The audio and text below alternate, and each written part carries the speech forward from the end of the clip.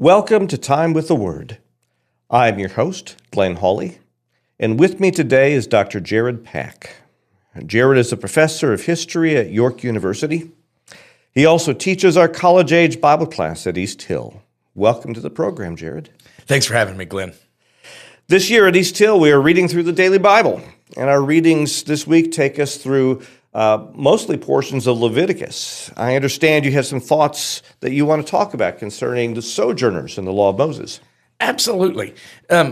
So as we kind of head into this text, and especially Leviticus chapter 19, although it's not the only place we're going to see these ideas reflected, one of the things that stands out to us right off the bat are all of these things that God is going to tell them about how they treat and interact with others. And I think this is kind of a really important place to start, because sometimes I think it's tempting for us to think about texts, especially like Leviticus and Numbers, and be like, those are hard books. Those don't apply to me anymore. I don't need those books. They sort of become the flyover passages, right? That's right. And especially when you kind of try to read through them or are doing something like this and you're like, man, how many different times are we going to have to talk about blood? Or how many different people are they going to count, right? You know, some of it can be kind of a slog at times. But I think we do ourselves a disservice in glossing and flying over these passages. Absolutely. Because I think fundamentally, at the heart of the law, we see the heart of God. What the law shows us and what it was always designed and intended to be was God saying, this is what it looks like for people who bear my name to live. These are things that matter in how you live. And while we may not be under the sacrificial requirements of the law, and thank goodness for that, it doesn't change the fact that the law gives us a glimpse into who God is. Mm-hmm. Yes, it does. And so I think it's really important then, with that in mind, to see that one of the things God cares about deeply, and one of the things that God expects of his people, is that they care for others. Yes. Especially those whom he calls sojourners. Okay, now sojourners isn't a word that we use in our daily conversation. Help us out, because somebody might read sojourner and think someone who's taking a vacation, somebody just passing through, but that's not really the idea, is it? No, the idea really here, we might use the term immigrant, right? A foreigner who has come to live, to immerse themselves in this culture and this society and live amongst them. In a sense, they are sojourning, right? They are away from home. But in the same way that we might, in today's kind of, in our own Christian context, think of ourselves as sojourners in this world, right? People who are living in a kingdom of the world, but knowing that our citizenship lies somewhere else, right? That's a good comparison. And so I think even today as Christians, as followers of Jesus, we sometimes are sojourners as well, right? And so I think this is kind of the idea. You have these people who were from somewhere else, but who they have come, and they didn't just come for a week or two.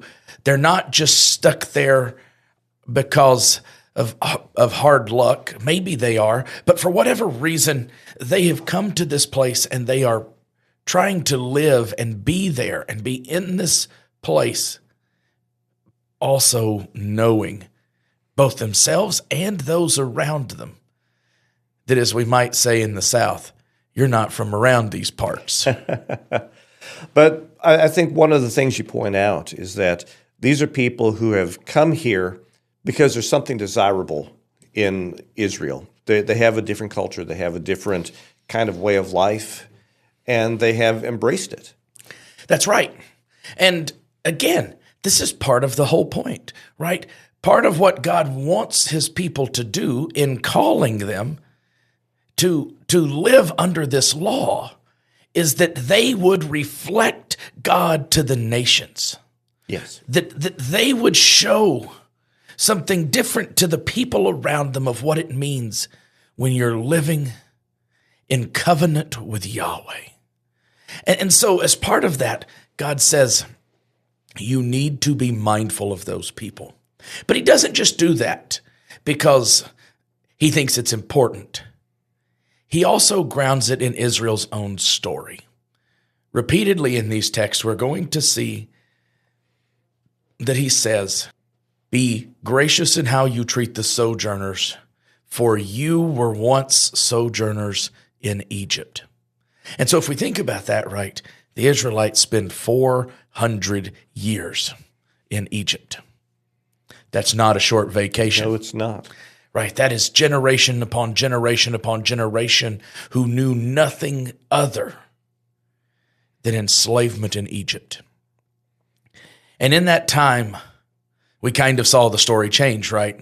When they first begin that sojourn, you have pharaohs who knew Joseph and life was pretty good. Mm-hmm.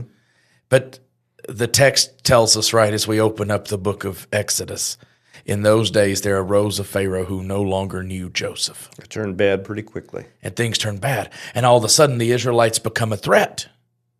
And they are enslaved, and because there's a fear that if not, they will be too powerful and rise up and threaten the power of the Egyptians. And so they enslave them, and things get bad quickly.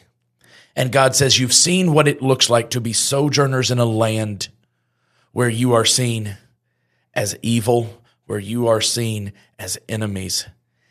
And so as you think then about what it looks like to have sojourners in your own land, do better than what you experienced, and have some compassion and empathy because you were once who they were.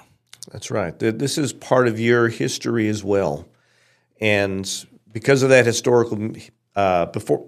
historical memory, you're going to treat others. I like your word empathy there. I think that's perfect. So you have the historical memory and you have the character of God that are both reasons why you are treating the sojourner well. And then I think it also gets back to covenantal promise to Abraham. Okay. So one of my favorite texts is Genesis chapter 12. Because in Genesis chapter 12, as God is talking to Abraham and he's telling him about all of these things, in Genesis 12, verse 3, he introduces us to the concept that because you have been blessed by God, you should be a blessing to others. Yes.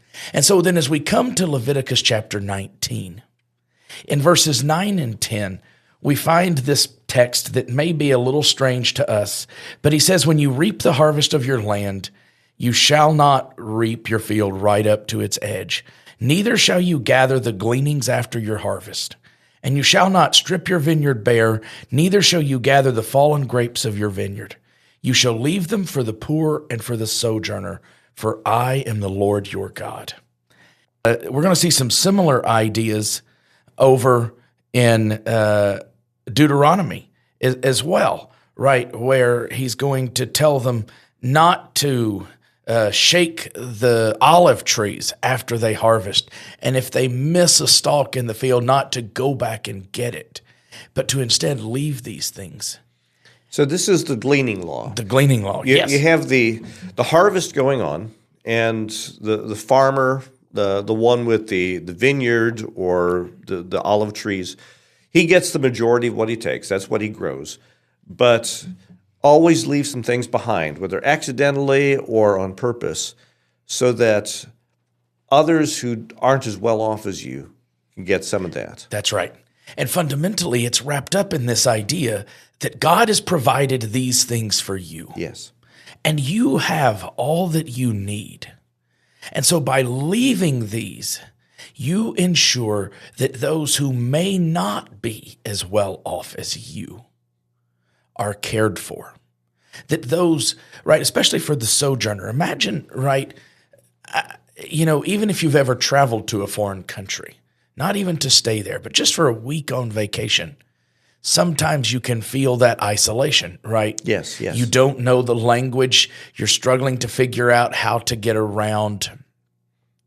everyone around you seems to know what's going on or where to go, and you're trying to kind of fumble your way. Sure. You're the odd man out. That's right. But then these are people who are living there. And despite God's exhortations, right, that didn't always mean they experienced great treatment. No. Right? It didn't always mean they were seen and welcomed the way they should be. And so they're struggling, right? Maybe they struggle to get land, right, in the first place to farm for themselves. Maybe they struggle to find work, right? Or maybe they came because something terrible had happened where they were and they were forced to flee and leave everything behind and they're starting over, right? Whatever reason, God says these are types of people who are vulnerable within your society. And because you have been blessed by God, use those blessings to help them. Don't treat them and view them as problems. Treat them as people who are made in the image of God. Treat them the same way that you treat your own brothers. That's right. In Leviticus 24:22, he says, "You shall have the same law for the sojourner and the native." And this is in terms of how you enforce justice.